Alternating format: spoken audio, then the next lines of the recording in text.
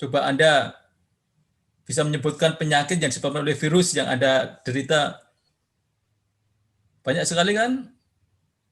Apa saja kira-kira? Influenza, Pak. Influenza, lagi. Hepatitis, Pak. Hepatitis, apa lagi? Cacar, Pak. Cacar, Cacar. apa lagi? Demam berdarah. Polio. Polio, Covid, demam Pak. berdarah, apa Covid. lagi? Rabies. Tipes, Rabies, AIDS. tipes bukan. COVID-19, Pak. Darah. COVID-19, apa lagi? Herpes, Pak. Herpes, Ebola, Pak. MERS, Pak. Ebola, apa lagi? MERS. AIDS, Pak. MERS, apa lagi? Apa? SARS. Campak. SARS, apa lagi? AIDS, Pak. AIDS. Jadi banyak sekali penyakit-penyakit oleh virus, penyakit masa depan, ya enggak? Apakah ada di antara Anda yang kena penyakit karena jamur, panu misalnya? Tidak ada kan? Infeksi oleh bakteri kan sudah jarang, tapi sekarang adalah penyakit-penyakit oleh virus. Sehingga saya harapkan Anda ada yang tertarik mempelajari sebagai pakar virologi.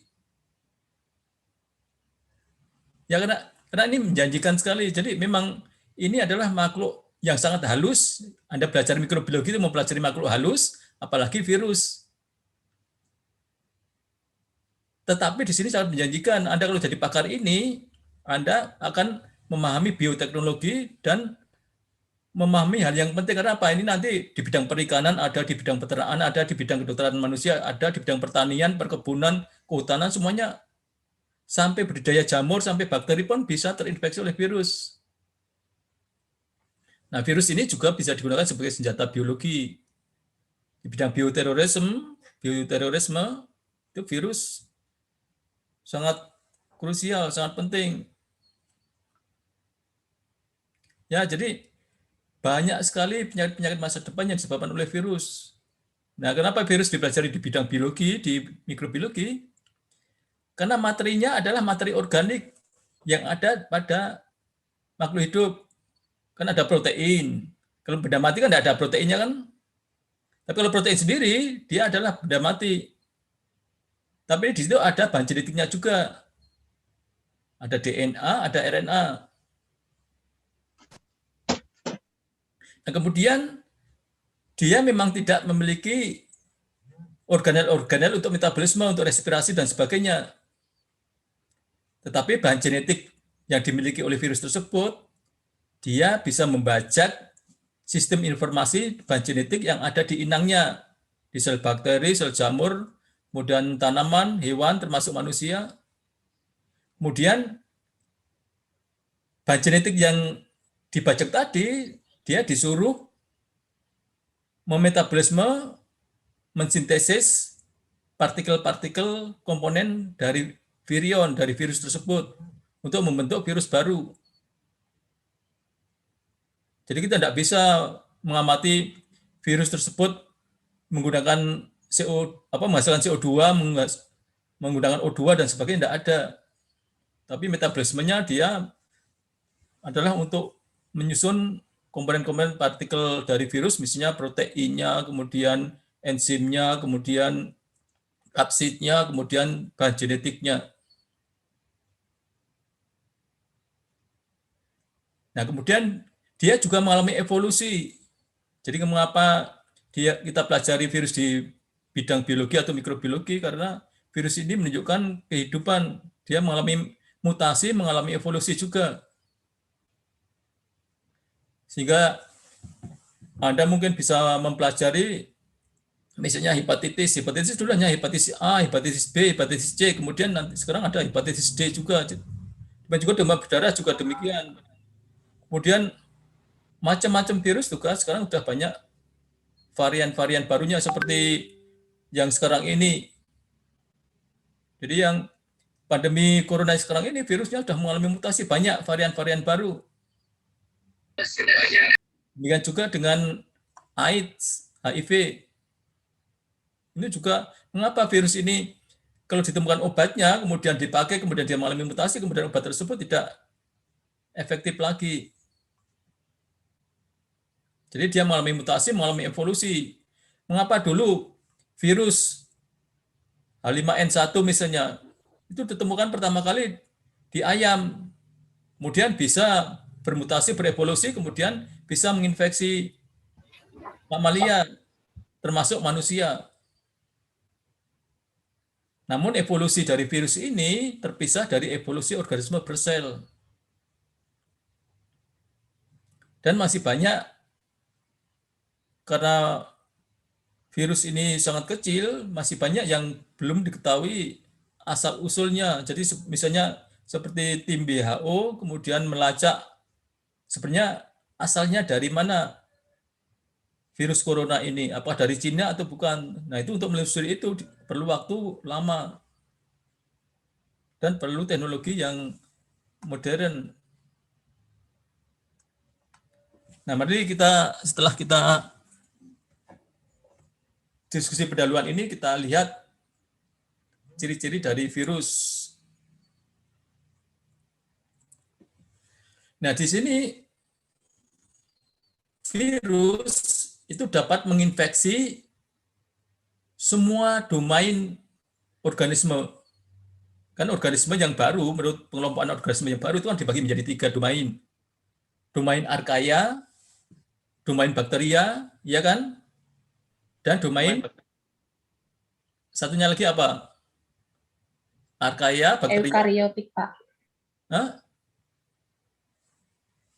Archaea, bakteria, dan eukariotik, Pak. Dan eukarya. Jadi jangan beritik. Jadi nama domainnya itu adalah archaea, bakteria, dan eukarya. Jadi semua organisme bersel itu dia bisa diinfeksi oleh virus. Kemudian virus dapat menyebabkan berbagai macam penyakit. Jadi penyakit ini tidak hanya pada manusia seperti yang Anda sebutkan tadi, tapi juga pada tanaman, pada ikan, pada hewan, juga termasuk pada jamur, pada bakteri. Semua organisme bersel itu bisa terinfeksi, bisa rusak, bisa mengalami kerugian kalau terinfeksi oleh virus. Nah, kemudian saya katakan tadi, semua virus itu bisa menginfeksi sel dan membajak dari sistem genetiknya.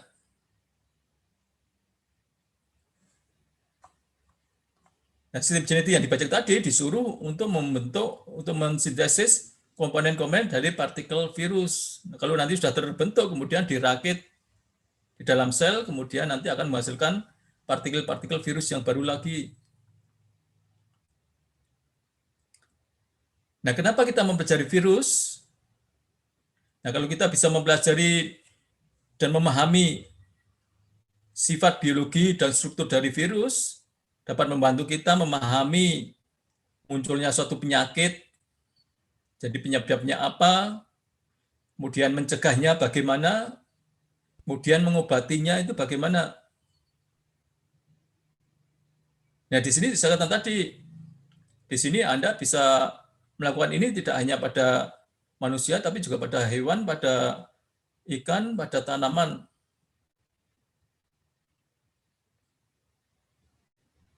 Ini adalah kalau kita ingin memahami dari struktur dari virus ini, dan juga virus ini kalau kita mempelajari transfer gen untuk rekayasa genetika, itu kan melalui konjugasi, melalui transformasi, dan satu lagi adalah melalui transduksi. Jadi virus ini bisa dipakai sebagai vektor untuk memasukkan suatu gen tertentu ke dalam suatu sel reseptor, sehingga di situ nanti akan terjadi rekomendasi DNA atau RNA. Dan masih banyak lagi manfaat yang kita gunakan, misalnya kalau dia itu misalnya virus tersebut menyerang pada bakteri, bakterinya tersebut adalah bakteri yang patogen pada manusia, maka virus tersebut bisa digunakan untuk mengendalikan bakteri patogen tersebut. Misalnya E. coli atau Salmonella. E. coli atau Salmonella kan menyebabkan kita diare. Nah, perairan atau air yang di situ ada Salmonella atau E. coli-nya diberi virus yang menyerang bakteri tersebut. Sehingga diharapkan kalau bakteri tersebut dihancurkan oleh virus tersebut, dia akan mati. Tapi virus tersebut tidak bisa menyerang sel manusia. Demikian juga dengan virus, ya, kalau dia itu virus tersebut menyerang pada serangga, serangga tersebut adalah sebagai hama pada tanaman, maka virus tersebut juga bisa dipakai sebagai pengendali hama pada tanaman. Ya, jadi banyak, kalau kita mempelajari tentang biologi dan struktur dari virus ini, banyak nanti manfaat yang kita peroleh. Kemudian apalagi kalau kita membuat vaksin dan sebagainya. Mungkin ada pertanyaan? Mas, Mbak? Santai saja, kita banyak diskusi, lebih paham, lebih bagus.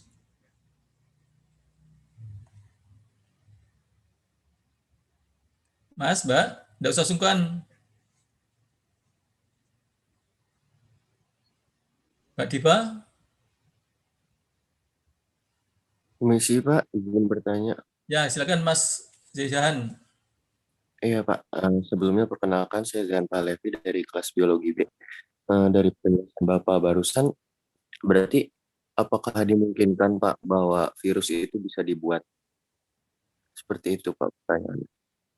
Dibuat seperti apa, Mas? Apakah dimungkinkan virus untuk pembuatan virus itu Pak?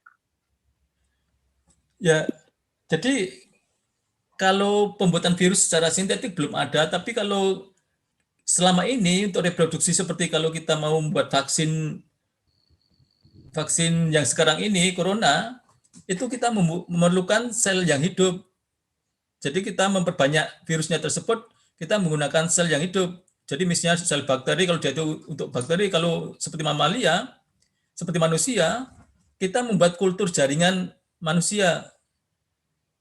Jadi misalnya kita ambil kalau seperti virus corona ini, karena dia itu menginfeksi pada saluran pernapasan, kita mengambil epitel dari saluran pernapasan manusia, kemudian kita kultur pada media untuk menumbuhkan sel tersebut, kemudian sel tersebut akan membuat sel lain. Kemudian kultur sel tersebut setelah dia itu memperbanyak diri, kemudian diinfeksi dengan virus. Nanti virusnya akan menginfeksi seluruhnya sel tersebut, kemudian dia akan membuat banyak sekali partikel-partikel virus baru dipanen. Tapi untuk secara sintetik itu kita belum bisa membuat. Tapi kalau kita mendesain sekuen bahan genetiknya RNA atau DNA itu sintetik bisa. Tapi kalau secara alami untuk membuat partikel virus yang baru itu biasanya kita menggunakan sel yang hidup. Seperti embrio telur, embrio ayam, tergantung pada jenis virusnya. Virusnya tersebut menginfeksi pada organisme apa. Ya, ada lagi Mas, Mbak? Sudah Mas Yayan? Iya baik Pak, terima kasih atas jawaban. Silakan kalau ada lagi Mas, Mbak. Permisi Pak, saya Fatan izin bertanya Pak. Silakan Mas Fatan. Yang saya ketahui tentang kelelawar Pak. Kelelawar itu kenapa sih Pak imun terhadap semua virus? Jadi yang saya ketahui seperti coronavirus, terus HIV dan bukan HIV, namanya Ebola itu kan juga dari kelelawar Pak. Tapi kenapa kelelawar itu bisa survive Pak terhadap virus-virus mematikan itu Pak? Apakah imunnya dia sangat baik atau seperti apa Pak? Terima kasih. Baik, menurut Mas Fatan gimana? Menurut saya mungkin imunnya ya Pak. Karena yang saya ketahui seperti bakteri-bakteri lain itu kan sekarang lagi ada CRISPR ya Pak. Itu kan bagaimana respon bakteri itu terhadap virus. Jadi dia bisa memotong virus Pak. Jadi bakteri itu bisa survive dari virus. Itu kan kalau bakteri. Namun saya belum mengetahui untuk kelelawar itu seperti apa Pak. Terima kasih Pak. Mungkin ada teman lainnya yang bisa membantu? Permisi Pak, Ya, silakan Mas Yudis. ya saya Yudis tidak dari kelas apa, izin coba menjawab juga dari pertanyaan Fatan. Kalau dari yang saya telah pelajari juga dari video yang menjelaskan tentang kelelawar tuh, kalau yang setahu saya tuh kelelawar tuh katanya dia untuk gennya yang mengatur tentang inflamasi, respon inflamasi dari suatu serangan virus itu jadi rendah, dikatakan tidak ada. Jadi membuat virus tersebut itu tuh mereka ada di dalam kelelawar tapi tidak membahayakan kegiatan aktivitas imun dari kelelawar tersebut, sehingga jadi respon imunnya itu tidak terlalu besar yang membuat tidak terjadinya respon yang berlebihan, karena kalau respon berlebihan kan yang bisa memunculkan efek negatif lainnya walaupun virusnya sudah tidak ada. Jadi kalau dari pengetahuan saya itu inflamasi responnya terhadap serangan virus itu tidak terlalu besar sehingga masih terkontrol, bahkan mereka ya hidup bersama dengan virus itu selama bertahun-tahun. Seperti itu Pak, kalau saya pelajari. Ya, baik. Terima kasih, Mas. Jadi, sebenarnya banyak faktor yang memengaruhi interaksi antara virus dengan inangnya. Jadi yang selain misalnya ada faktor kekebalan tubuh, tapi ada juga antara virus tersebut dengan inangnya kompatibel enggak, cocok atau tidak. Karena seperti virus itu adalah spesies spesifik. Kalau misalnya dia virus berenvelope atau beramplop, berselubung, itu kalau selubungnya tersebut tidak mengenali reseptornya, maka tidak akan menempel, tidak akan menginfeksi. Jadi meskipun mamalia, jadi misalnya sekarang mamalia kan kelompoknya banyak kan, ada manusia, ada sapi, ada kerbau. Kenapa corona itu tidak menginfeksi sapi, kerbau, dan sebagainya? Karena epitel saluran pernapasannya itu berbeda. Struktur lipid, protein, dan sebagainya itu berbeda. Kan kita ketahui bahwa corona tersebut menginfeksi saluran pernapasan manusia karena dia spesifik. Selubungnya itu terbuat dari selubung membran sel dari epitel saluran pernapasan manusia. Nah, kalau di situ pada kelelawar atau pada sapi atau kerbau tersebut berbeda strukturnya, maka dia meskipun nempel, kalau dia itu tidak bisa berintegrasi dengan membran sel, kemudian memasukkan partikel genetiknya atau kapsidnya ke dalam sel, maka ya tidak akan terinfeksi, tidak akan bisa masuk bereplikasi. Banyak seperti tadi. Jadi tidak benar bahwa kelelawar itu dia kebal terhadap semua virus. Jadi ada juga virus yang bisa menginfeksi kelelawar. Karena memang spesifik. Jadi makanya kalau kita menggunakan virus sebagai agen pengendalian hama dan penyakit, itu biasanya yang diperhatikan pertama kali adalah keamanan berdasarkan spesifisitasnya, host ring-nya. Host ring-nya jangan yang kisaran inangnya itu luas.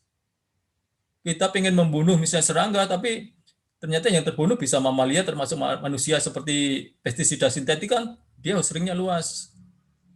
Jadi kalau kita menggunakan agen seperti virus ini untuk pengendalian bakteri misalnya, kita menyerang bakteri, misalnya kalau salmonella ya salmonella saja atau E. coli saja, tapi dia tidak menyerang virus yang lain, bakteri yang lain. Nah, di sini pertama kali ya kompatibilitas antara permukaan dari virus, partikel virus dengan reseptor inangnya, kompatibel atau enggak. Kalau enggak kompatibel ya enggak akan, kemudian belum lagi misalnya faktor imunitas dari dalam selnya. Ya, oke, terima kasih Mas Fatan, Mas Yudis. Mungkin ada lagi? Ya, Pak. Baik, kita lanjutkan pelan-pelan. Nanti kalau ada yang mau bertanya silakan untuk diskusi. Kemudian virus adalah suatu makhluk yang submikroskopik. Submikroskopik itu di bawah. Jadi kalau dengan bakteri kita dengan mikroskop biasa yang berbesar 1000 kita bisa melihat, tapi kalau mengamati partikel virus dengan mikroskop biasa berbesar 1000 kita tidak bisa melihat. Kemudian yang penting lagi, dia untuk menunjukkan kehidupan, dia bersifat obligat intraseluler. Jadi parasit obligat intraseluler. Jadi semua virus itu adalah parasit obligat. Jadi kalau dia itu di luar sel, dia tidak menunjukkan kehidupan seperti yang Anda jelaskan tadi. Karena dia tidak memiliki ribosom, mitokondria, dan sebagainya.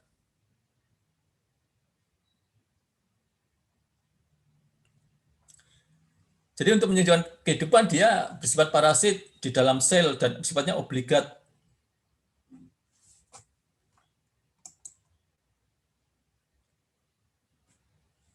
Kemudian secara morfologis, partikel virus tersusun oleh selubung protein, yang selubung protein tersebut disebut sebagai kapsid yang melindungi bahan genetiknya, DNA atau RNA.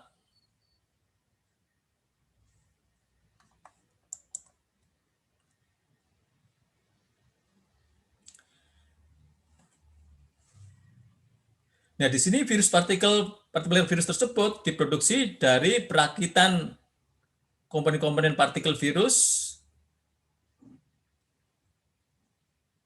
dan partikel-partikel virus tersebut tidak mengalami pertumbuhan atau pembelahan.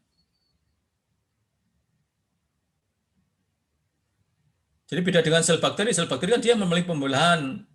Sel eukariot dia mengalami dua macam pembelahan mitosis dan meiosis. Kalau bakteri pembelahan apa kalau bakteri? Sel bakteri pembelahan mitosis atau meiosis? Ayo Mas Judis. Kalau bakteri Permisi itu, Pak, bantu menjawab. ya silakan Mbak. Kalau bakteri itu pembelahan mitosis, Pak. Mbak Intan, ya. Ada lagi? Bakteri itu pertumbuhannya mengalami pembelahan mitosis atau meiosis?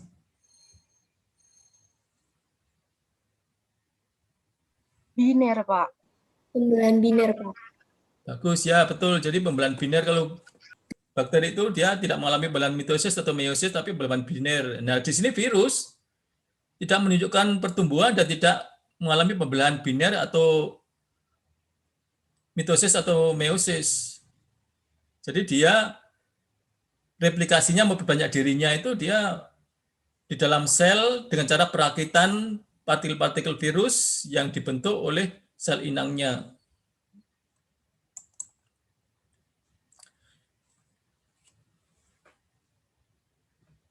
Nah, di sini virus tidak memiliki sistem informasi genetik yang menyandikan seperangkat organel yang berperan dalam pembangkitan energi metabolisme. Ya, jadi bahan genetik dari virus tersebut itu hanya melulu untuk membentuk bahan genetiknya sendiri atau mengkode dari partikel-partikel, komponen-komponen partikel dari virus tadi. Makanya kalau dia memperbanyak diri, dia menggunakan seperangkat organel dari sel inangnya untuk membentuk partikel-partikel yang diharapkan oleh virus tersebut.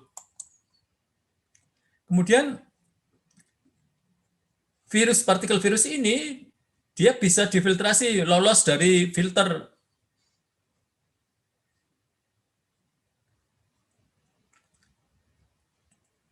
Jadi filter yang sekarang ada, yang sering banyak digunakan di lab mikrobiologi, itu ada dua macam, jadi milipor membran namanya. Itu ukuran lubangnya, itu ada yang 0,45 mikrometer, dan ada yang 0,2 mikrometer. Yang lebih kecil 0,2 mikrometer. Dengan membran filter dengan lubang 0,2 atau porinya 0,2 mikrometer, partikel virus tersebut masih lolos dari lubang tersebut. Biasanya kalau kita punya enzim, punya suatu cairan yang sangat mahal misalnya, untuk sterilisasi tidak bisa dipanaskan, biasanya difiltrasi. Kalau kita pengen cairan tersebut tidak ada bakterinya atau spora jamur, maka difiltrasi dengan milipor membran yang ukuran porinya itu 0,45 mikrometer atau 0,2 mikrometer. Kalau mau lebih aman itu menggunakan membran yang ukuran porinya, lubangnya itu 0,2 mikrometer. Sehingga cairan yang sudah kita saring tadi, dia tidak ada sel bakteri atau spora jamur. Tetapi kalau di situ ada virus, maka virus tersebut masih ada dalam cairan yang disaring dengan saringan bakteri tadi. Jadi virus ini lolos dari saringan bakteri yang paling kecil. Kemudian genomnya, bahan genetiknya itu hanya RNA atau DNA. Belum ada diketahui virus yang memiliki keduanya.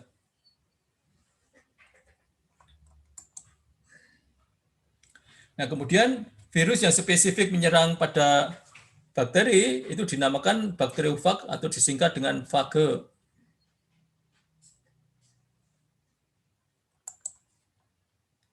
Nah, kemudian ilmu yang mempelajari virus disebut dengan virologi, dan orangnya, pakarnya atau ahli yang khusus mempelajari tentang virus dinamakan sebagai virologis.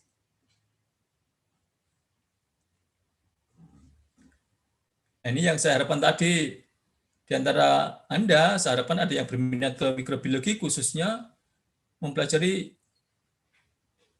virus sebagai seorang virologis, virologiwan, bukan biologiwan.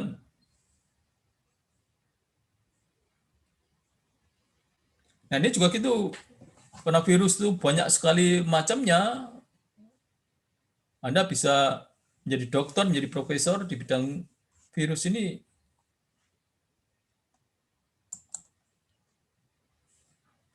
Nah, kata virus berasal dari bahasa Latin, yang sinonimnya adalah venenum atau venom atau racun atau poison.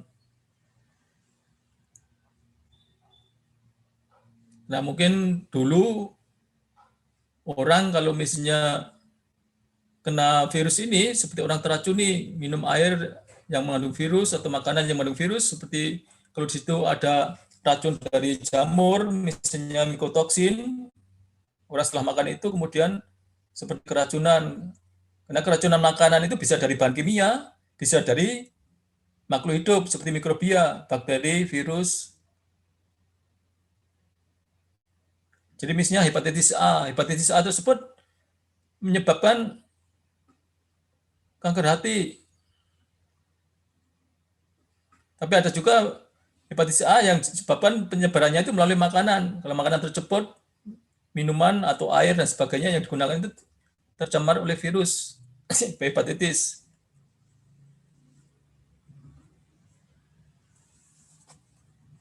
Oke, ada yang perlu didiskusikan? Mas, Mbak? Permisi, Pak. Ya, silakan. Saya Hesti dari kelas C. Izin bertanya, untuk pengendali virus selain vaksin apa ya, Pak? Ya, macam-macam obat banyak, Mbak. Jadi, misalnya asiklovir. Jadi bahan kimia tertentu, jadi misalnya seperti etanol itu bisa untuk mengendalikan, kemudian panas itu juga bisa untuk mengendalikan. Jadi banyak treatment yang bisa dilakukan untuk mengendalikan virus. Kalau bahan kimia, misalnya vaksin, obat kimia yang lainnya seperti asiklovir itu Anda bisa lihat asam-asam tertentu itu bisa untuk membunuh. Tapi itu nanti di belakang ada, kita lihat dari materi per topik ini di slide ini aja mungkin ada yang ditanyakan.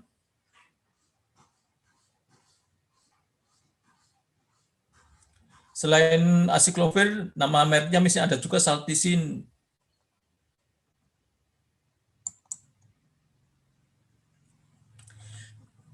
Konsekuensi dari karakter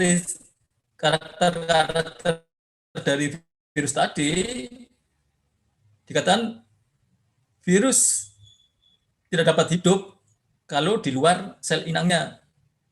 Tidak ada menunjukkan kehidupan. Kenapa?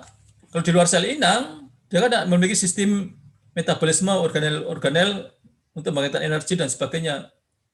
Ya dia seperti benda mati yang Anda jelaskan tadi. tidak bernapas, tidak bergerak, tidak bermetabolisme, tidak memperbanyak diri.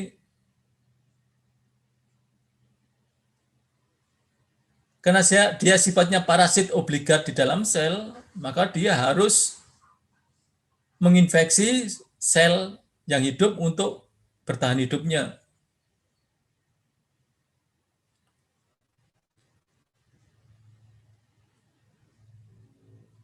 Kemudian dia harus mampu menggunakan mekanisme sel inangnya untuk memproduksi struktur partikel-partikel di dalam sel inangnya untuk memproduksi partikel-partikel pembentuk virus tadi. Jadi untuk membentuk mRNA, membentuk protein, kemudian membentuk kopi-kopi genomnya, DNA atau RNA. Nah, kemudian subpartikel tadi, komponen-komponen tadi harus dapat dirakit di dalam sel inangnya. Nah, kemudian seperti makhluk hidup lainnya, virus juga mengalami atau dia merasakan seleksi alam. Maka dia itu sudah mengalami mutasi tadi, mengalami evolusi, ada yang mati, ada yang hidup. Jadi berbagai pengaruh lingkungan, bahan kimia, secara fisik dan sebagainya itu, ada obat itu bisa menyebabkan perubahan genetik atau kalau genetiknya berubah, maka permukaan struktur kapsid dan sebagainya itu bisa berubah. Meskipun bahan genetiknya tidak berubah, kalau struktur misalnya selubungnya atau kapsidnya berubah, maka daya infeksinya juga berubah, viabilitasnya juga berubah. Nah, di sini virus juga merupakan faktor utama dalam memacu adanya evolusi organisme yang lebih tinggi. Seperti saya katakan tadi, karena adanya infeksi, dia membajak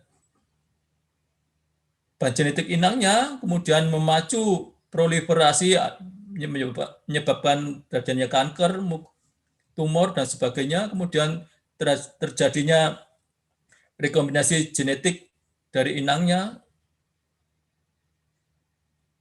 Nah, kemudian virus juga membantu mengendalikan populasi inangnya. Seperti sekarang ini, virus corona itu mengendalikan populasi manusia.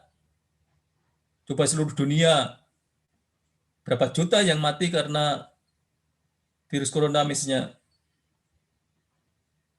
Di Indonesia aja berapa puluh ribu yang mati karena corona. Jadi virus ini bisa mengendalikan populasi seperti tadi, bisa untuk mengendalikan populasi bakteri, bisa untuk mengendalikan populasi serangga dan sebagainya. Tapi kalau dari segi pikiran manusia, karena kalau menyerang manusia itu merugikan, maka virus harus dikendalikan. Tapi kalau untuk kemudian manusia di bidang pertanian, virus tersebut bisa dimanfaatkan untuk mengendalikan populasi serangga yang merugikan, yang bersifat sebagai hama. Nah, ini karena sifat-sifat yang dimiliki tadi, maka virus memiliki kemampuan seperti ini, bisa dimanfaatkan untuk pembentukan manusia.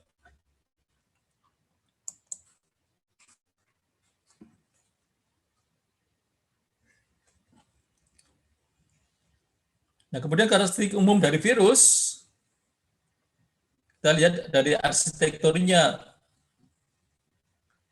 Jadi, partikel utuh dari virus itu disebut sebagai virion.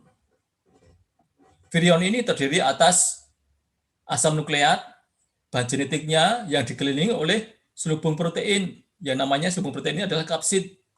Jadi ini selubung proteinnya, sebagai kapsidnya, kemudian di dalamnya itu ada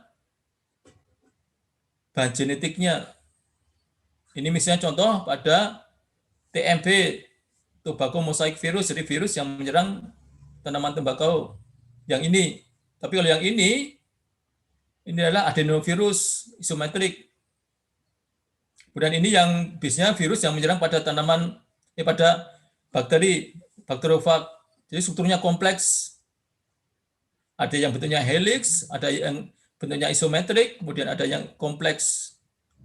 Ada nukleokapsid, ada ekornya, kemudian ada serabut-serabut ekornya yang berupa protein, kemudian ada lempeng basalnya, kemudian ada bagian paku-paku dari lempeng basal tadi. Kemudian ini misalnya virus yang tidak memiliki selubung, ada juga virus yang tidak memiliki selubung, ada yang memiliki selubung. Jadi ini yang kapsid tersebut tidak diselubungi, tapi ada juga yang dia memiliki selubung. Misalnya selubung ini atau envelope ini seringkali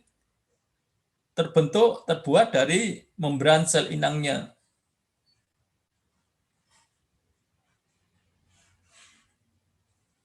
Jadi bentuknya secara umum bentuknya itu ada yang isometrik, ada yang helix, ada yang kompleks. Ini yang kompleks, ada yang helix seperti TMV ini, kemudian yang isometrik ini adenovirus. Kemudian dari tipe virionnya ada yang telanjang tidak berselubung, ada juga yang berselubung. Ya, selubung ini yang saya katakan tadi dia tersusun oleh membran lipid dari inangnya. Jadi misalnya pada coronavirus atau virus influenza itu kan dia membran, jadi yang spesifik adalah di sini. Jadi kalau membran sel saluran pernapasan ini pada manusia itu spesifik, beda dengan pada kerbau, dengan sapi, dengan kelelawar, maka dia tidak menginfeksi hewan-hewan tersebut. Demikian juga saluran pernapasan itu ada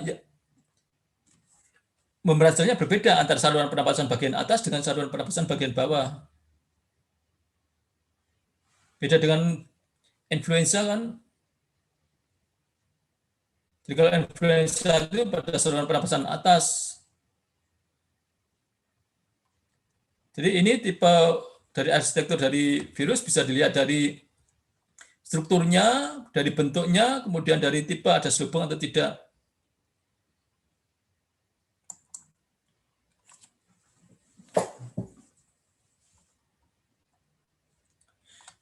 Jadi seperti tadi, ada yang virus non-enkapsulated tidak berselubung, ada juga yang berselubung.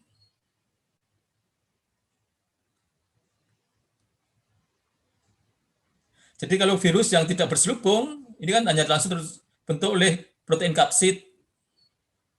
Jadi kalau dia itu tidak ada selubungnya, ciri-cirinya, dia menjadi lebih stabil terhadap suhu, terhadap asam, terhadap enzim protease, terhadap deterjen, terhadap kondisi kering. Kemudian kalau dia tidak berselubung seperti ini, dia meninggalkan selnya setelah terbentuk partikel virus baru dengan cara sel inangnya itu lisis. Ya, konsekuensinya penyebaran dari virus tersebut bisa dari macam-macam hal ini. Sehingga ini bisa, kalau Anda memperhatikan ini bisa untuk pencegahan, menghindari Anda terkontaminasi oleh virus yang tidak berselubung ini. Nah, kalau virus berselubung, di sini ada membran.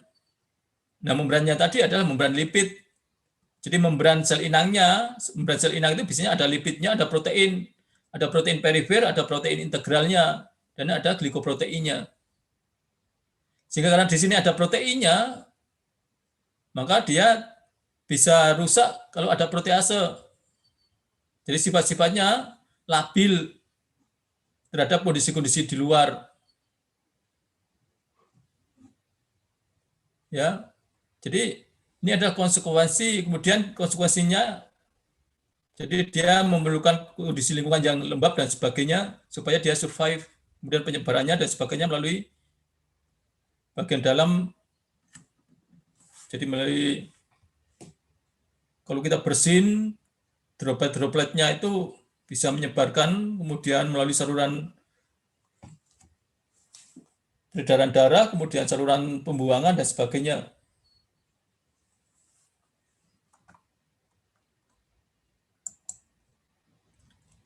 Nah, ini 5 tipe utama dari simetri virus.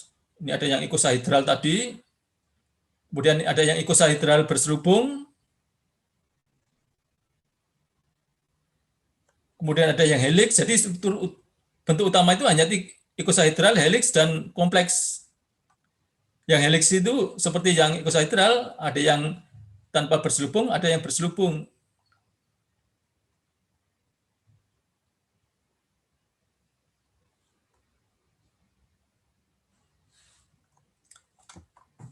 Nah, di sini yang berselubung ini seperti tadi ada lipid bilayer seperti pada membran sel. Membran sel, semua organisme bersel itu kan ada membran selnya. Jadi lipid bilayer seperti sel bakteri itu, sel jamur, sel manusia dan sebagainya itu membran selnya adalah lipid bilayer. Dan di sini ada protein integralnya. Kemudian ini ada nukleokapsidnya, jadi kapsid yang melindungi bahan genetiknya.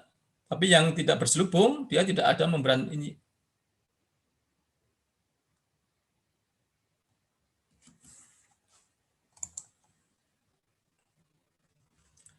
Kemudian seperti tadi, genom dari virus itu DNA atau RNA, tidak pernah keduanya. Kemudian bentuk dari genom tersebut bisa linier atau sirkular. Kemudian arah penelitiannya, jadi ini bisa single untai ganda atau untai tunggal, kemudian dia untainya bisa nanti bisa positif, bisa negatif. Jadi di sini single strand, untai tunggal, dan ini adalah untai ganda. Kemudian replikasi dari virus tersebut untuk memperbanyak diri, dia hanya di dalam sel yang mengalami metabolisme, jadi sel yang hidup. Kalau dia dalam sel yang mati, dia tidak bisa mengalami replikasi. Jadi dia, virus ini memiliki sistem informasi genetik yang dia dipakai untuk menyandikan pembentukan protein-protein virus.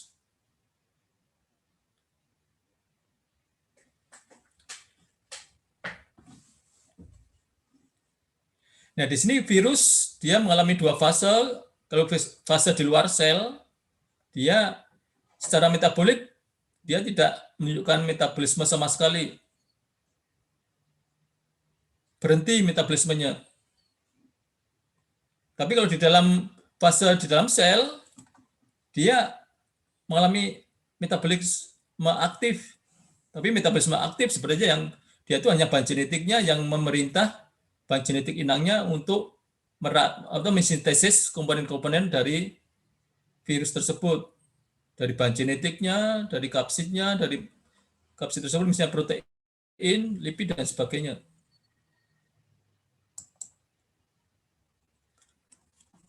Nah, kemudian ini beberapa contoh dari bentuknya, dari strukturnya, dan sebagainya, dari simetrinya. Jadi banyak sekali sekarang virus-virus. Jadi misalnya dari kelompok yang kompleks tadi, ini misalnya pada, kalau yang namanya faga ini adalah virus-virus yang menyerang pada bakteri. Kemudian misalnya plant caulovirus, jadi yang menyerang pada tanaman. Kemudian misalnya ini herpes, yang bentuknya ikosahedral, berselubung. Nah, seperti saya katakan tadi bahwa virus ini adalah spesies spesifik dan organ spesifik. Seperti virus corona ini, dia hanya menyerang pada saluran pernapasan, tidak menyerang pada jantung, pada hati, pada yang lainnya, organ yang lainnya.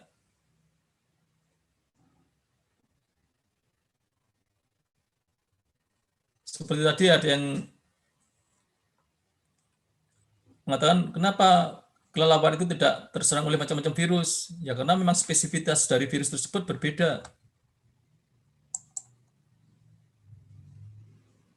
Ini sudah tadi.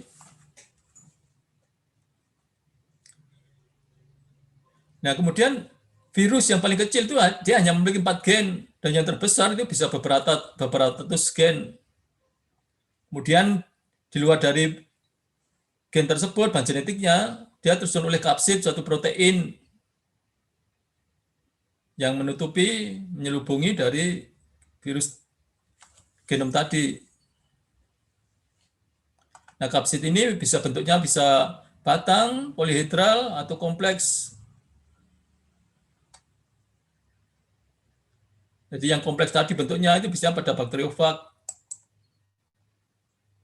Kemudian kita lihat ukurannya, ukuran dari virus, ada yang 20 nanometer sampai 500 nanometer. Ini yang spheric. Padahal bakteri itu diameternya, kalau dia itu berbentuk kokus, bulat, itu sekitar 1 mikrometer. 1 mikrometer itu ada 1000 nanometer. Jadi kalau suatu virus dengan ukuran 500 nanometer, berarti di sini setengah mikrometer. Kalau 20 nanometer, dia kan 0,02 mikrometer. Kalau di situ ada membran dengan lubang porinya itu 0,2 mikrometer, dia lolos.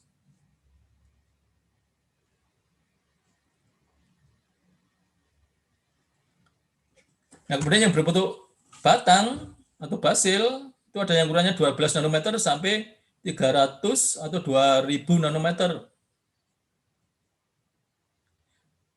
Nah, partikel-partikel virus ini hanya bisa diamati dengan elektron mikroskop.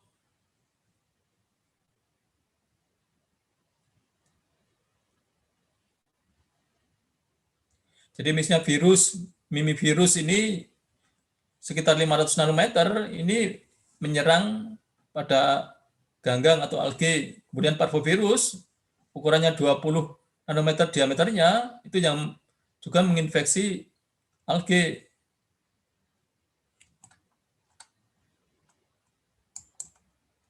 Nah, ini kalau kita lihat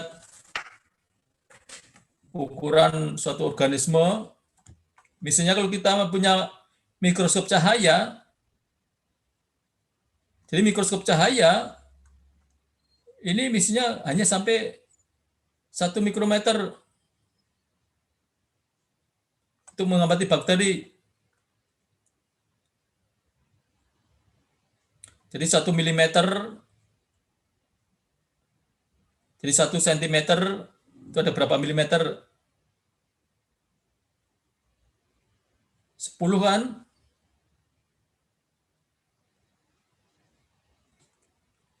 Nah, ini kalau kita punya mikroskop cahaya, ini hanya bisa untuk mengamati bakteri. Tapi untuk mengamati virus yang ukurannya lebih kecil daripada bakteri, kita misalnya ada ribosom, kemudian ada virus dalam bentuk ikosahedral seperti ini, kemudian ini virus pox, kemudian molekul proteinnya lebih kecil lagi, dan sebagainya. Jadi kalau kita virus-virus di sini, kita harus menggunakan mikroskop elektron.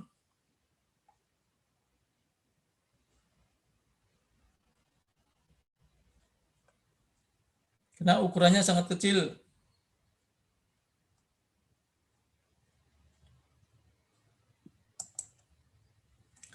Nah, kemudian kalau kita lihat perbedaan antara virus dengan bakteri, kita lihat strukturnya. Nah, ini bakteri tidak memiliki ribosom. Sedangkan virus, jadi bakteri itu memiliki ribosom, kemudian virus tidak memiliki ribosom. Maka virus ini tidak bisa secara otonom mensintesis protein. Kemudian perlengkapan yang menunjukkan kehidupan, maka bakteri ini dia menunjukkan makhluk hidup karena dia memiliki ribosom, memiliki membran sel yang berfungsi untuk sintesis, untuk respirasi dan sebagainya. Sedangkan pada virus ini tidak memiliki perangkat-perangkat untuk metabolisme, untuk bergerak dan sebagainya. Kalau seperti bakteri, dia memiliki perangkat untuk bergerak, misalnya villi, flagel. Kemudian jumlah selnya pada bakteri ini adalah uniseluler, satu sel, satu individu satu sel. Tapi virus ini bukan organisme bersel. Strukturnya, kalau bakteri itu dia memiliki DNA dan RNA. Yang dia DNA dan RNA tersebut ada dalam sitoplasma, tidak memiliki membran inti. Nah, bakteri ini dia memiliki dinding sel dan membran sel. Nah, pada virus dia hanya DNA atau RNA. Beda dengan pada bakteri dia memiliki keduanya. Nah, DNA atau RNA tersebut diselubungi oleh suatu selubung namanya kapsid berupa protein. Nah, kemudian pada bakteri dia memiliki enzim untuk metabolisme. Nah, virus ini dia memiliki beberapa virus itu memiliki enzim, tapi enzim ini tidak untuk metabolisme. Enzim pada paku-paku pada selubung tersebut fungsinya untuk mempenetrasi atau menunjukkan virulensi dari virus tersebut. Kemudian pada bakteri ada intinya, sedangkan pada virus tidak memiliki inti. Tapi keduanya, bakteri atau virus, dia bisa menyebabkan penyakit, tergantung di sini spesies bakterinya. Tapi kalau virus semuanya menyebabkan penyakit, tapi tergantung pada inangnya. Kemudian bagaimana mengendalikan virus ini?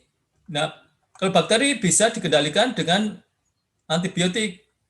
Tapi kalau virus itu bisa dikendalikan dengan vaksin atau obat-obat antivirus yang lainnya seperti tadi. Kalau obatnya itu ada saltisin, ada aciclovir. Nah, kemudian reproduksinya pada bakteri dengan pembelahan. Jadi pembelahannya itu aseksual dengan cara pembelahan biner. Tapi kalau virus bukan pembelahan, tapi dia bereplikasi dengan menginvasi sel inangnya. Kemudian ukurannya lebih besar, sekitar 1000 nanometer atau 1 mikrometer. Kemudian virus itu ukurannya lebih kecil, sekitar 20-400 nanometer.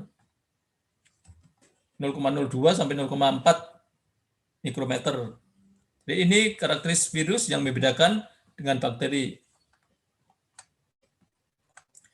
Mungkin ada pertanyaan, silakan. Permisi, Pak. Ya, silakan. Ya, Pak. Perkenalkan, nama saya Aisyah Fajriati dari kelas biologi B. Ya. Saya ingin bertanya mengenai ini, Pak, penanganan dari bakteri. Ini salah satunya kan antibiotik, Pak.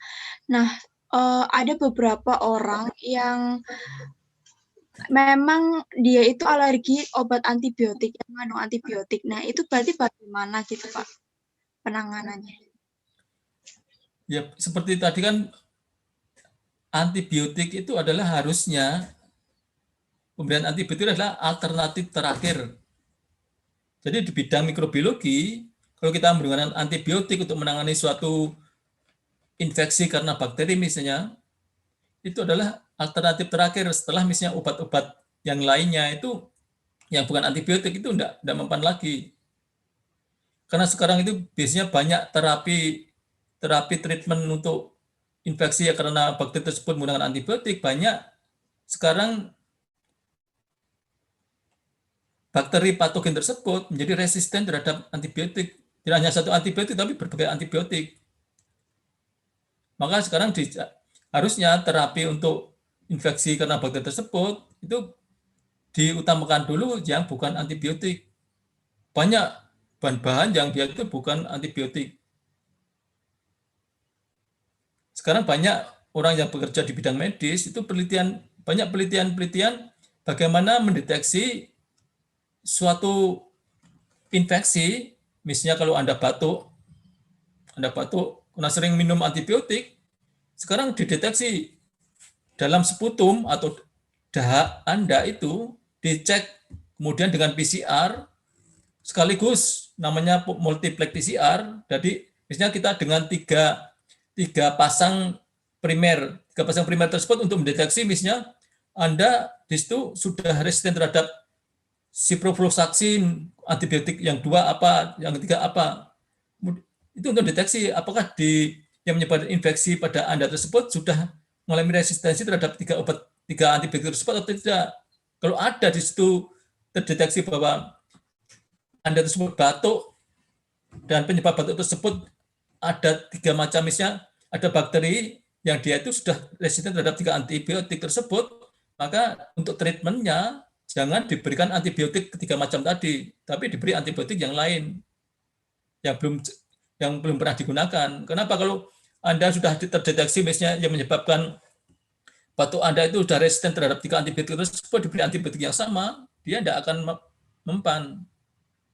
Tapi sekali lagi saya katakan bahwa pemberian antibiotik untuk treatment itu adalah alternatif terakhir. Ya, Mbak? Baik, Pak. Terima kasih, Pak. Ya, ada lagi? Permisi, Pak. Saya izin bertanya. Ya, silakan Mbak Wanda. Ya, saya Wanda dari kelas B, izin bertanya, Pak. Untuk virus itu, terkadang kan ada virus yang begitu kuat sehingga dia itu bisa resisten untuk pengendalinya. Itu gara-gara apa, Pak?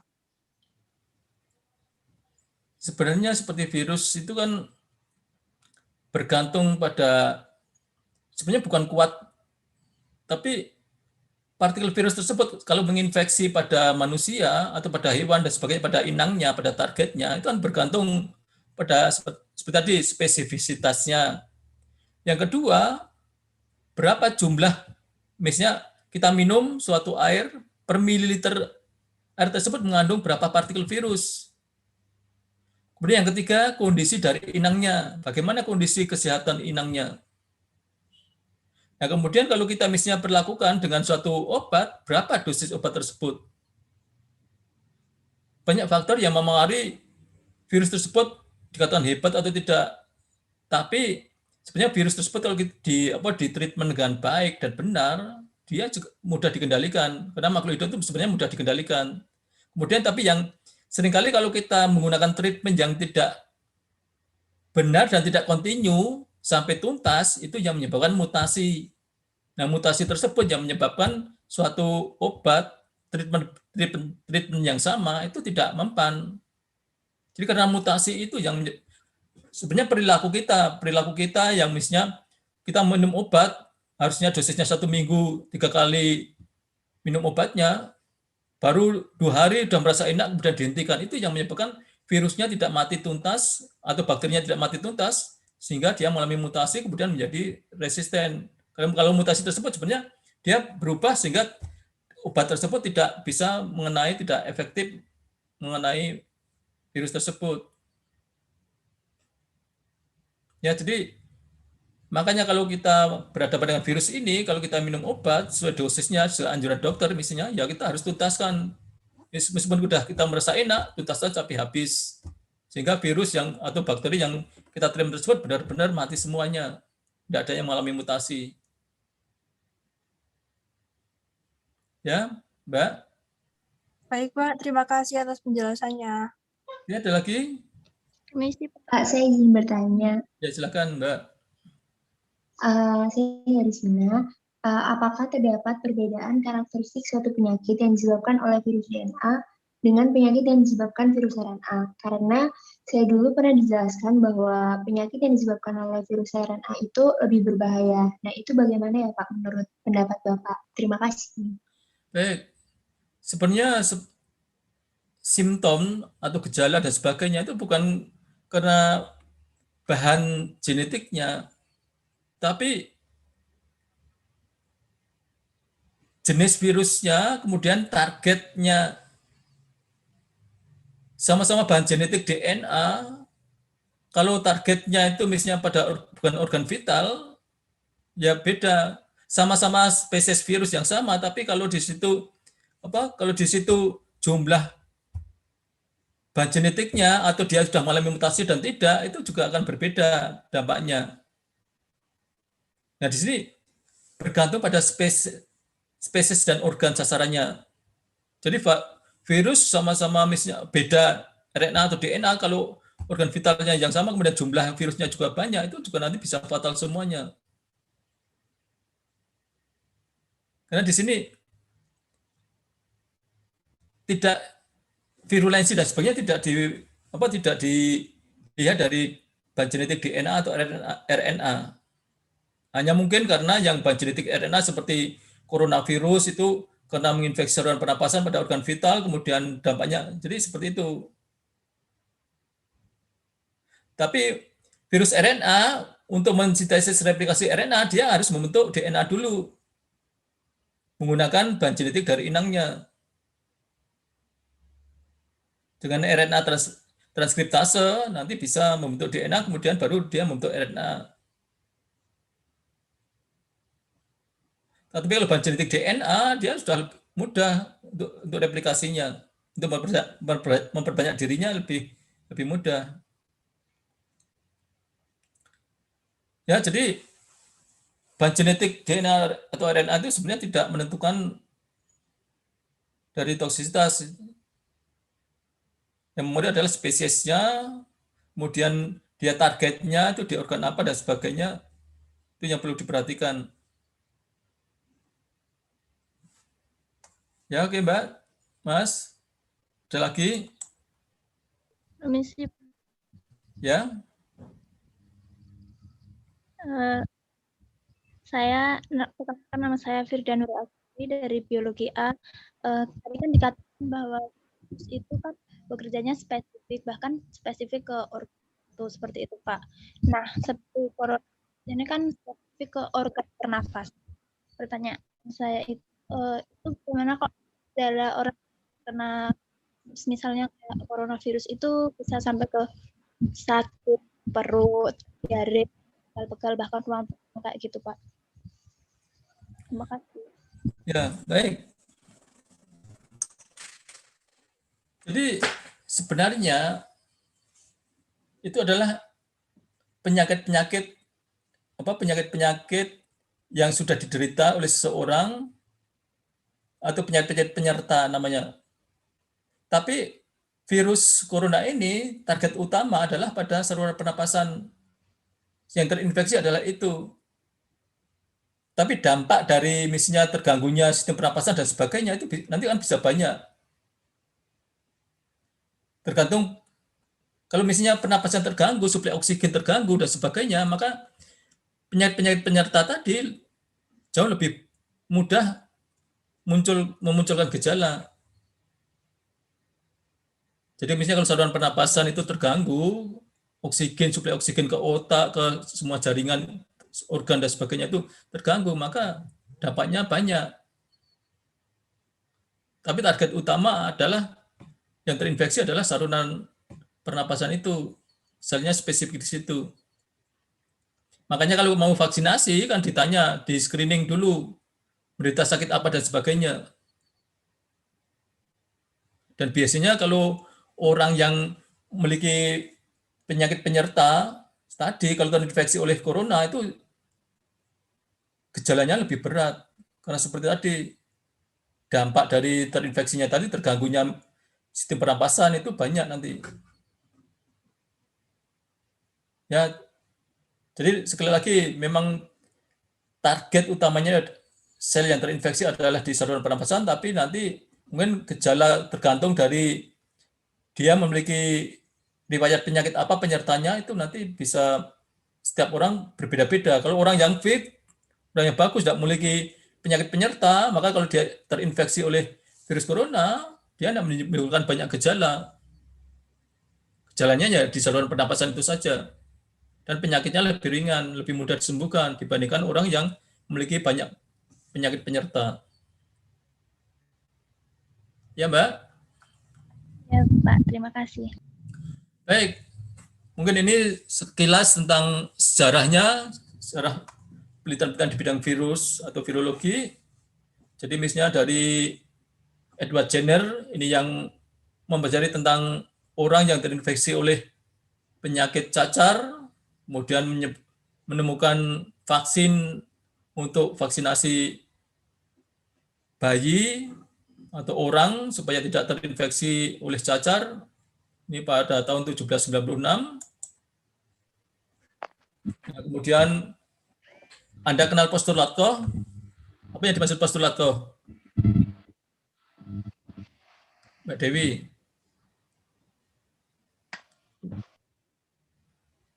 Kemarin sudah diajar postulat Koch? Mas Yudis? Oke, Pak.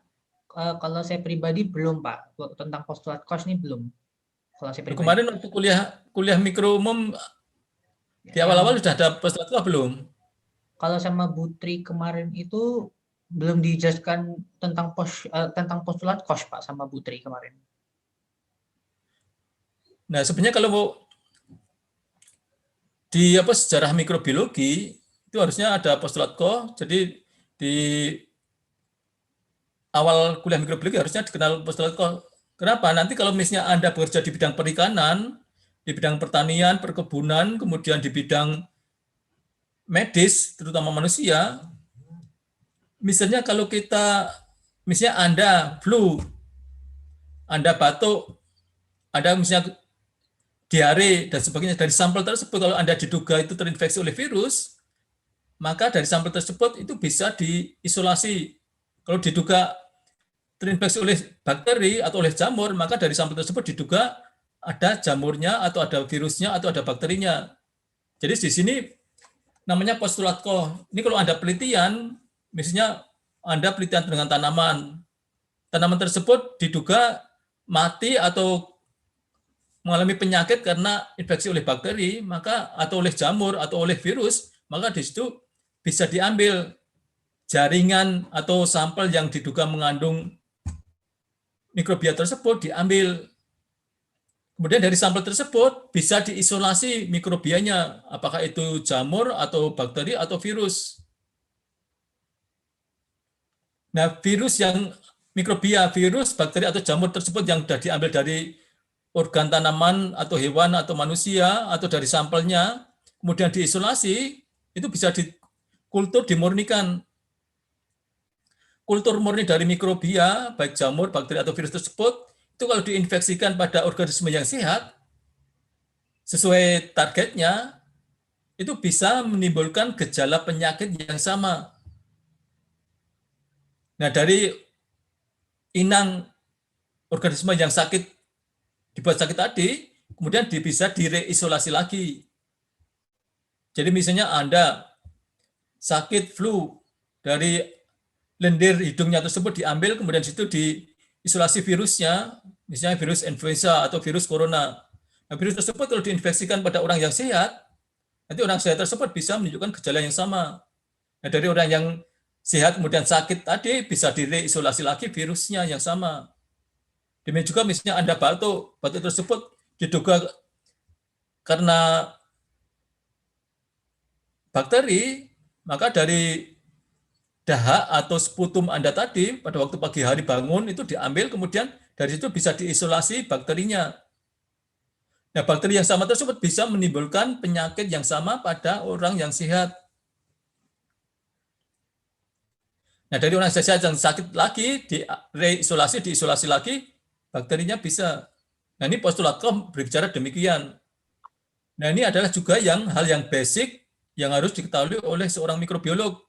Kalau Anda nanti bekerja di bidang pertanian, menduga suatu tanaman kena penyakit oleh mikrobia, itu bisa diisolasi mikrobianya siapa? Bakteri atau jamur atau virus. Kemudian jamur atau virus atau bakteri tadi, dia susceptible terhadap obat apa, terhadap antibiotik apa. Jadi untuk mengendalikannya nanti diketahui. Kalau ada di bidang medis, manusia, kan ada sekarang namanya lab klinik, banyak sekali lab klinik. Itu kalau ada orang sakit, diduga dia terinfeksi oleh mikrobia, maka dari jaringan atau dari sampel, misalnya kalau orang diare, dari fesesnya, kalau orang batuk, dari dahaknya, kalau dari orang pilek misalnya flu, dari lendirnya, itu diambil kemudian dibawa ke lab, kemudian diisolasi mikrobanya. Kemudian setelah diisolasi, diobati dengan obat apa yang tepat. Pertama, jangan antibiotik. Kalau dengan antibiotik, dari berbagai macam antibiotik, kemudian diuji, kemudian dilaporkan ke dokternya, dok, ini penyebabnya adalah bakteri jenis apa, dia peka bisa diobati dengan dosis sekian, obat apa, antibiotik apa. Nah, nanti dokternya tinggal nulis resep, tapi yang kerja yang menemukan adalah Anda. Nah, ini postulat Koch ini vital sekali kalau Anda bekerja di laboratorium riset atau lab-lab klinik di bidang medis, di bidang kedokteran hewan, di bidang perikanan dan sebagainya, untuk menemukan, bisa mengisolasi mikroba penyebab penyakit, kemudian bisa mentreatmentnya, bisa mengidentifikasi spesiesnya. Ini adalah postulat Koch. Jadi kalau virus, kita belajar virus hari ini, kalau orang diduga kena virus ya dari sampel organ atau dari sampel misalnya sputum atau feses atau dari air seni atau dan sebagainya, itu bisa diisolasi virusnya. Itu ini basic sekali yang harus. Jadi misalnya kalau saya bimbing mahasiswa pengen mengetahui bakteri yang bisa mengendalikan bakteri atau jamur lain yang patogen pada tanaman, patogen tersebut harus diisolasi dari tanaman, gejalanya seperti apa, bakterinya benar enggak atau jamurnya benar enggak yang diisolasi penyebabnya, kemudian diidentifikasi, kemudian baru di treatment dengan bakteri atau obat yang lainnya. Nah, ini harus diketahui postulat Koch ini. Harusnya kuliah-kuliah yang lalu di mikrobiologi itu sudah ada, sehingga saya tidak membahas ini lagi. Ya, ini penting sekali Anda kalau ingin mengetahui satu mikrobia penyebab penyakit pada berbagai macam organisme, harus dilakukan postulat Koch ini. Benar enggak mikrobia ini menyebabkan penyakit? Makanya diuji, kalau tanaman diuji. Kalau pada virus diuji dengan sel lain. Kultur jaringan sel hewan atau manusia ditumbuhkan, kemudian diinfeksi dengan virus yang kita isolasi, dia menyebabkan bereplikasi enggak? Kalau bereplikasi berarti dia penyebabnya. Kemudian ditreatment dengan obat tertentu. Mati enggak? Kalau mati ya berarti bagus. Dosisnya berapa? Nah, ini hal seperti ini, yang vital-vital seperti ini, yang basic seperti ini harus dipahami. Anda tidak bisa paham dengan ini, Anda tidak bisa bekerja di lab-lab diagnostik, lab klinis, di balai-balai riset dan sebagainya. Karena ini harus yang pertama dilakukan seorang yang pengen mengisolasi atau mengidentifikasi suatu mikrobia penyebab suatu penyakit pada suatu organisme. Baik, ada pertanyaan? Permisi Pak Suharyono. Ya, silakan Mas. Saya Yusri Ibrahim dari kelas A, Pak. Izin bertanya mengenai struktur sih Pak yang tadi tuh, karena tadi Bapak udah lanjut ke sini. Apakah boleh Pak nanyakan yang tentang struktur kembali? Ya, silakan. Oke. Nah, itu yang saya inginkan tadi, virus itu kan diselubungi sama kapsid ya Pak, di mana di dalamnya tuh ada materi genetik. Ya. Nah, yang saya ingin tanyakan itu artinya di dalam kapsid itu tuh hanya ada materi genetik di mana itu tidak memenuhi semua ruang Pak. Jadi dia kayak semacam ruang vakum, ruang kosong gitu Pak. Jadi hanya materi-materi genetik yang berlayangan di dalam kapsid gitu Pak. Ataukah gimana ya Pak? Kalau secara teori. Ya. Jadi kan sebenarnya dia kan partikelnya kecil sekali. Jadi kecil sekali, jadi dia tidak seperti kalau seperti bola itu di tengahnya kosong, jadi ada kulitnya, kemudian tengahnya kosong, kemudian ada bola di dalamnya lagi, itu tidak. Tapi kalau dia itu sebenarnya kan hampir berimpit itu, jadi isinya dengan kapsnya itu hampir berimpit. Ya, jadi dia kan hanya dikelilingi. Kalau seperti bakteri itu kan memang seperti apa, ada sitoplasmanya, tapi di sini tidak ada sitoplasmanya. Tapi kan materinya itu karena kecil sekali, tidak ada udaranya yang kosong seperti itu.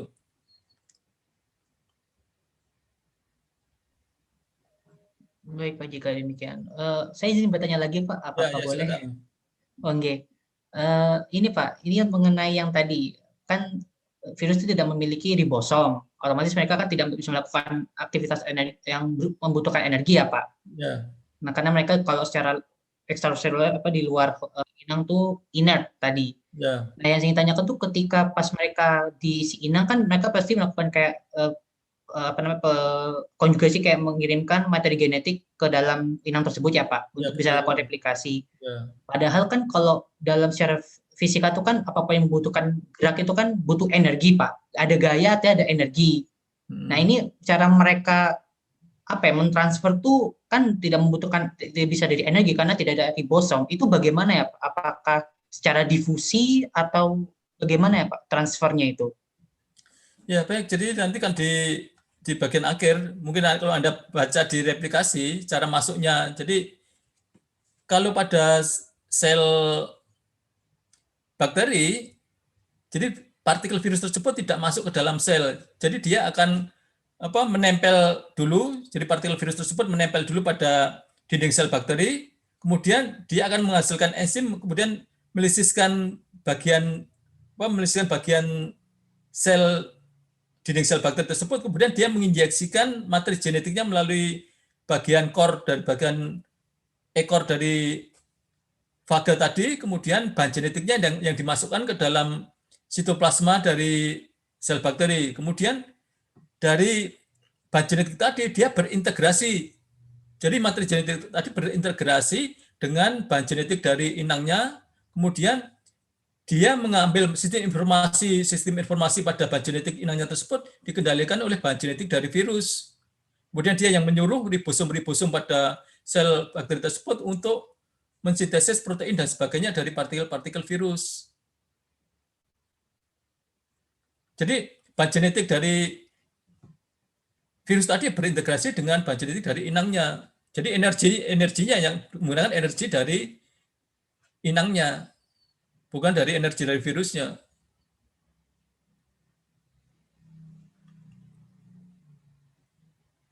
Ya, Mas?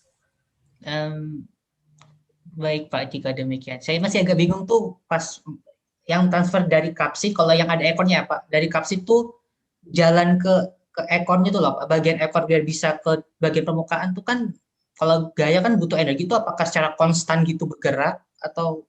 Ya, baik. Kalau seperti pada kita kan seperti juga misalnya dari debu dari tetes itu, penyebarannya itu kan dari partikel-partikel. Jadi orang bersin itu kan ada partikel dari tetesan yang bersin tersebut kemudian terhisap oleh manusia, misalnya lewat udara dan semuanya terhisap oleh manusia. Kemudian dia menempel, jadi dia pasif.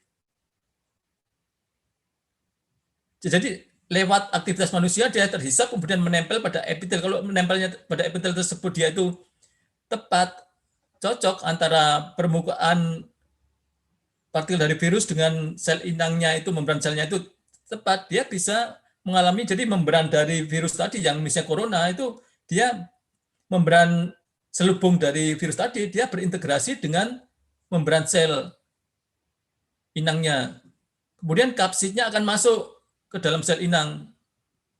Nah, kapsid tersebut akan mengalami enkapsidasi, membuka karena aktivitas enzim di dalam sel inang, kemudian dia akan melepaskan bahan genetiknya. Bahan genetiknya kemudian berintegrasi dengan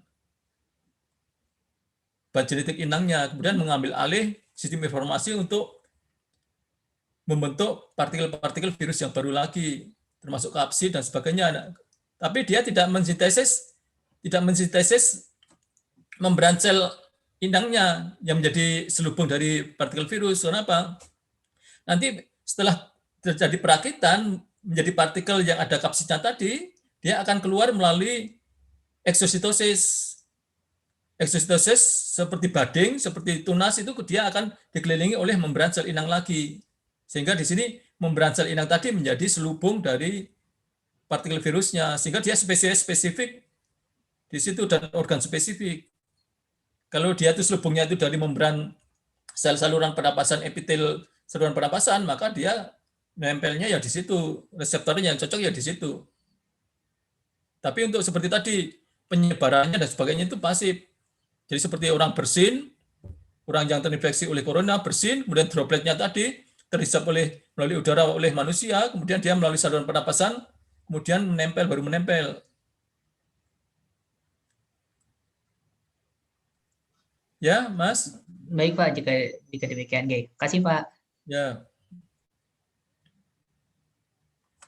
Karena dia seperti virus itu tidak memiliki flagella, tidak memiliki villi untuk bergerak dan sebagainya. Jadi dia mengikuti, kalau misalnya dia itu virusnya menyerang otak, menyerang jantung dan sebagainya, dia melalui saluran pembuluh darah. Jadi pasif.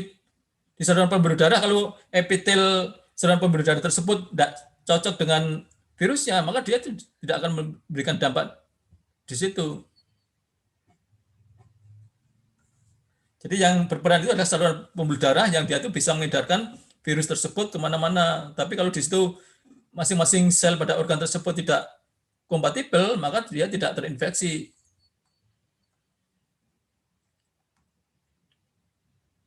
Oke, ada lagi pertanyaan di sini sampai postulat ke? Ini sejarahnya.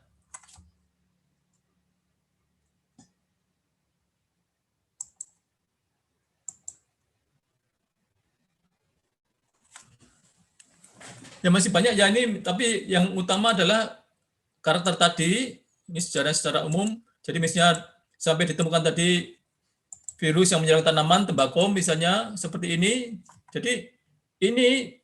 Jadi suatu tanaman tembakau yang terinfeksi oleh virus ini, jadi bercak seperti ini nanti digerus, kemudian cairannya disaring dengan saringan bakteri. Jadi saringan bakteri misalnya 0,2 mikrometer. Nah, di sini cairan ini kalau dioleskan pada tanaman yang sehat, dia akan terjadi penyakit seperti ini. Ini postulat Koch. Jadi postulat Koch itu bisa seperti ini. Jadi kalau ada tanaman yang bercak-bercak seperti ini, kemudian Anda gerus, bawa ke lab mikro, kemudian di situ disaring dengan saringan bakteri dengan pori 0,2 mikrometer, kemudian caranya ini diusapkan, misalnya ini dilukai sedikit, kemudian diteteskan di sini, kemudian terjadi seperti ini, berarti ini disebabkan oleh virus. Nah ini kalau Anda misalnya nanti punya tambak ikan atau tambak udang, kemudian udangnya mati, nah udang mati tersebut bisa disebabkan oleh pencemaran kimia atau karena penyakit. Kalau Anda menduga untuk membedakan apakah bahan kimia atau penyakit, itu bisa diuji. Jadi dari ikan atau udang yang sakit tersebut, diambil airnya, kemudian dipanaskan. Kalau virus dipanaskan mendidih selama 10 menit, 15 menit akan mati. Tapi kalau bahan kimia tidak akan mati. Dicoba pada udang atau ikan yang sehat, mati enggak? Kalau mati berarti dia bahan kimia. Tapi kalau dia tidak mati, berarti karena virusnya sudah mati. Nah, virus tersebut bisa diuji. Jadi patogen itu bisa jamur, bisa bakteri, bisa virus. Nah, untuk menduga bahwa virus, maka disaring dengan ini. Disaring, kalau saringannya tersebut airnya untuk menginfeksi tanaman atau ikan atau udang tersebut itu menyebabkan sakit, maka diduga bahwa penyebab penyakit tersebut adalah virus. Nah, ini yang harus diketahui baik untuk bakteri maupun jamur, tapi untuk virus harus disaring dengan millipore membran. Ini di lab mikro ada millipore membran yang ukuran 0,45 mikrometer atau 0,2 mikrometer. Bisa untuk menyeleksi virus. Oke, paham, Mas, Mbak?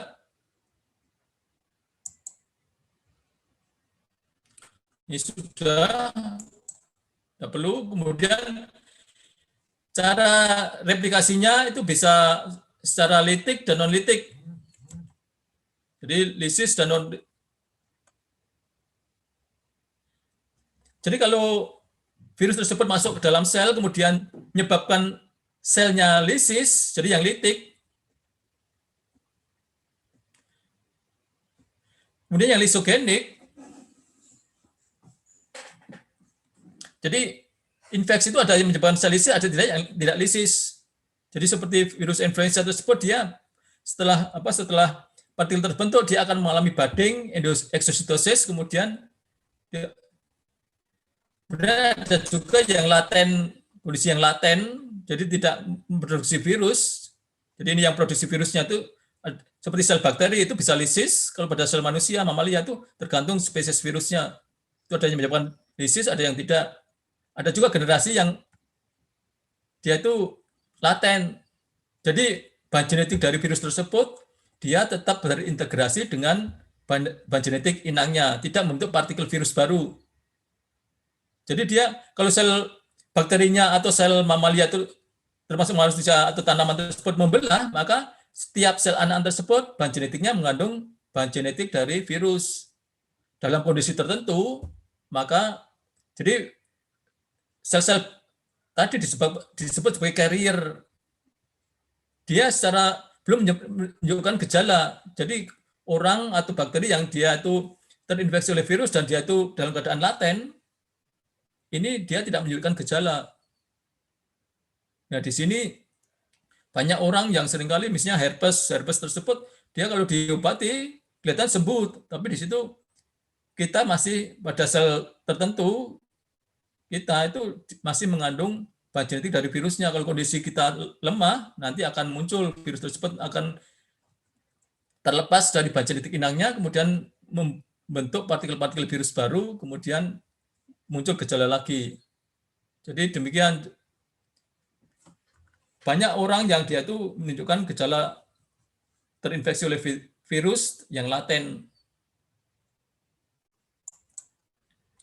Ya, reproduksinya ini seperti ini, seperti saya katakan tadi.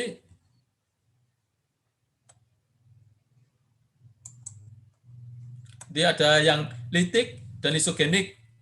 Jadi yang litik ini dia bereproduksi, tapi litik ini ada dua macam, ada yang selnya lisis, ada yang tidak, tapi dia bereproduksi. Kemudian ada juga yang isogenik, yang laten tadi. Jadi ini yang seperti litik pada sel bakteri, pada fage, bakteriofag, dia bisa menyebabkan selnya pecah. Kemudian selnya pecah ini akan, makanya litik itu kadang-kadang selnya pecah, menghasilkan melepaskan sel-sel atau partikel-partikel virus baru lagi. Kalau lisogenik, seperti saya katakan tadi, jadi partikel dari virus ini, jadi bahan genetik dari virion ini diinjeksikan, kemudian dia seperti ini, kemudian dia berintegrasi menjadi bagian dari bahan genetik inangnya. Nah, kalau sel inangnya membelah, maka bahan genetiknya, dua sel anak ini mengandung bahan genetik dari virusnya. Nah, nanti kalau kondisi lingkungan itu memungkinkan, maka di sini akan menjadi ke siklus litik. Demikian juga ini seperti pada manusia dan sebagainya, demikian. Ini antara siklus litik dengan isogenik.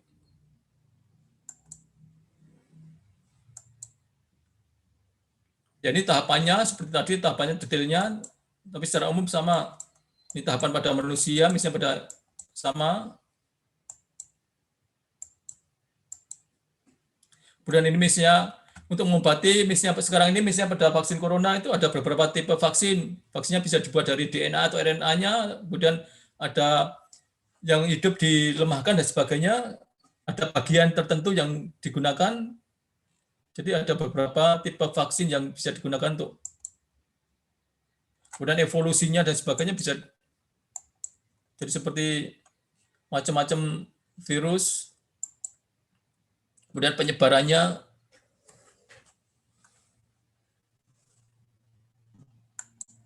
Baik, mungkin ini bisa dibaca, nanti kalau ada pertanyaan minggu depan kita bisa bertemu lagi karena jam 9.15 saya harus ngajar bioremediasi. Mungkin untuk kuliah hari ini cukup sekian ya Mas, Mbak. Terima kasih atas perhatiannya. Kita bertemu minggu depan. Ya, mohon dipelajari. Nanti kalau ada pertanyaan lagi di minggu depan bisa disampaikan. Baik, Pak. Baik, Pak. Ya, Jangan lupa Bapak. presentasi. Saya tutup ya. Saya tak buka Zoom berikutnya. Iya, Pak. Baik, Pak. Terima kasih, Pak. Ya, sama-sama. Terima kasih Terima kasih banyak, banyak. Bapak. Terima kasih banyak, Pak.